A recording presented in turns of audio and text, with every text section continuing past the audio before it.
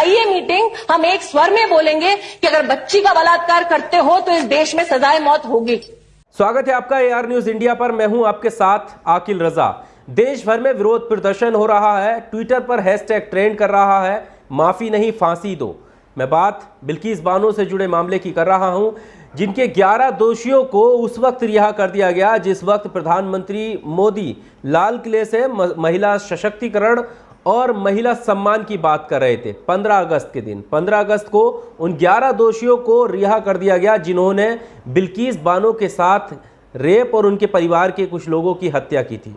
आप सोचिए, इतने जघन्य अपराध में उन लोगों को रिहा कर दिया गया, लेकिन इस पूरे मामले को लेकर गोदी मीडिया में सन्नाटा पसरा हुआ है। यहां तक कि स्मृति ईरानी भी खामोश हैं। लोग ये सवाल खड़े कर रहे हैं कि हर एक बात पर महिला का अपमान और सम्मान की बात करने वाली स्मृति ईरानी आज क्यों विश्लेषण नहीं कर रही हैं इस पूरी घटना का, कि आखिर क्यों, क्या वजह रही जो एक महिला के दोषियों को रिहा कर दिया गया।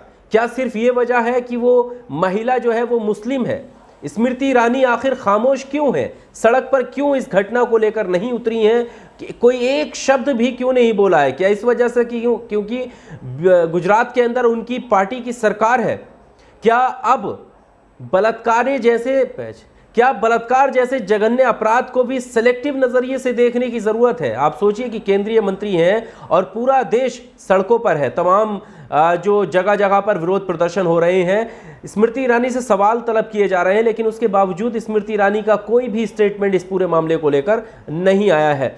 यहां पर जो निर्भया कांड, आपको याद होगा, निर्भया कांड को लेकर पूरा देश सड़कों पर था, एक सुर में आवाज उठा रहा था और जो भी दोषी थे उनके खिलाफ सख्त कार्रवाई की मांग कर रहा था। निर्भया की मां का भी इस मामले को लेकर बयान आया है, वो भी हम आपके सामने रखेंगे, लेकिन उससे पहले स्मृति ईरानी का एक वीडियो हम आपके सामने रखते हैं। स्मृति ईरानी सदन के अंदर इस तरह के अपराध को लेकर किस तरह फांसी की मांग करती हुई नजर आ रही थी, लेकिन अब इनके शब्द एकदम विपरीत हैं। सबसे पहले ये वीडियो आप देखिए।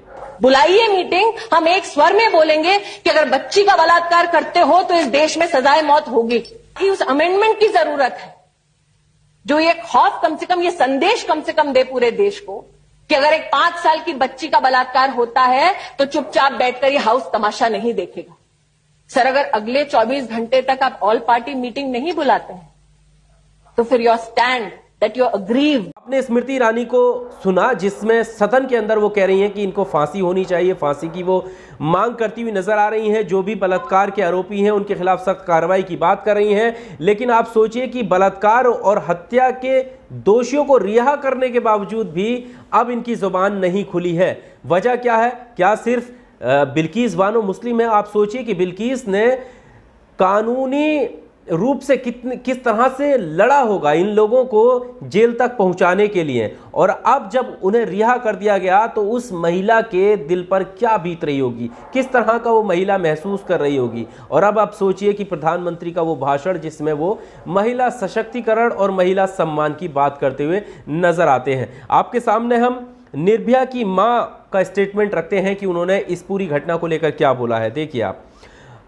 लिख रहे हैं कि बिल्किस बानो के गुनाहगारों का फूल मालाओं से ऐसे स्वागत हुआ जैसे वो सब बॉर्डर की जंग जीतकर आए हों। निर्भया की मां, आपको याद है कि किस तरह से निर्भया को लेकर पूरा देश एकजुट था, और निर्भया की मां अब इस घटना से आहत हुई हैं। रिहा करने को लेकर वो बोली हैं कि उनका जो सम्मान हुआ है, जो शर्मनाक तरीके से उन्हें मिठाई खिलाई गई, उनके गले में फूलों के हार डाले गए, उनके चरण स्पर्श किए गए, और इतना ही नहीं, भारतीय जनता पार्टी के विधायक ये कह रहे हैं कि वो संस्कारी लोग हैं क्योंकि वो ब्राह्मण हैं, उनका व्यवहार बहुत अच्छा था इसलिए उनको रिहा किया गया है। आप सोचिए कि 11 जो वो दोषी थे उनको दोषी ठहराया गया था, वो दोषी होने की सजा काट रहे थे, उन्होंने जघन्य अपराध किया था, उसके बावजूद उनको संस्कारी भारतीय जनता पार्टी के विधायक कहते हुए नजर आ रहे हैं। और यहां पर निर्भया की मां,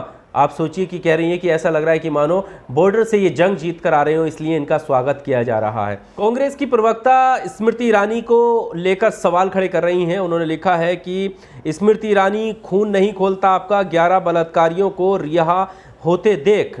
और वही सवाल जो हमने शुरुआत में किया कि तमाम वो लोग जिनको लगता है कि स्मृति ईरानी को ज़बान अपनी खोलनी चाहिए, बोलना चाहिए कि 11 दोषियों को रिहा कर दिया गया, लेकिन कोई भी मीडिया में तो सब सन्नाटा है ही। गोदी मीडिया पूरी तरीके से खामोश है इस पूरे मामले को लेकर। स्मृति ईरानी से सवाल इसलिए पूछा जा रहा है कि वही स्मृति ईरानी है जो हर ज़रा सी बात पर सड़क पर आ जाया करती थी, छोटी छोटी बात को लेकर ये जो है प्रेस कॉन्फ्रेंस करती थी, लेकिन इस पूरे मामले को लेकर जब देश में ये सवाल खड़े हो रहे हैं कि आखिर क्यों उनको रिहा कर दिया गया, तो क्या इनके पास एक भी शब्द नहीं है उस महिला के लिए जिस महिला ने किस तरह से कानूनी लड़ाई लड़कर उन लोगों को जेल की सलाखों के पीछे पहुंचाया था, और उसके मन पर क्या बीती होगी जब ये दोषी रिहा किए गए होंगे। उसकी आंखों के सामने वो चेहरे आज भी याद होंगे कि किस तरह से उसके साथ ये जघन्य अपराध किया था। और आप सोचिए कि केंद्रीय मंत्री पूरी तरह से खामोश हैं। इस खबर में सिर्फ इतना ही। आपको क्या लगता है अपनी राय कमेंट बॉक्स में दीजिएगा।